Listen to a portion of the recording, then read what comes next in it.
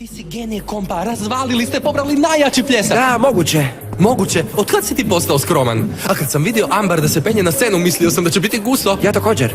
Da, već sam vidio Ambar kako čupa lunu za kosu i Gaston, onda se jesi njih normalan, pitao. ej! Hej, smiri se. Što ti je? Još se ljutiš jer si izgubio okladu? Ko kaže da jesam? Daj, valjda ne misliš još uvijek da imaš šanse s lunom. Naravno. Ne, zaboravi, to je izgubljeni slučaj. Zašto se ne smiriš s Ambar? Baš ste super parić vas dvoje. Ako se prijavite na natjecanje u rolanju, sigurno ćete razvaliti. A vi? Ne, ja ne sumnjam da ću se prijaviti.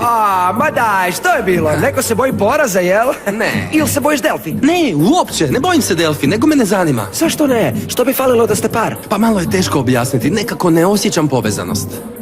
Opet sviđa mi se to što je luda za mnom, ali nije moj tip. Hahaha, izlike. Ako je djevojka lijepa, onda je lijepa i gotovo. A što bi ti još htio? Joj, drugo lice Saturna. Što? Oprosti, nisam te Drugo lice slušala. Saturna, odlična je. Zamisli tu budućnost, ha? Kakav ti je bio kraj?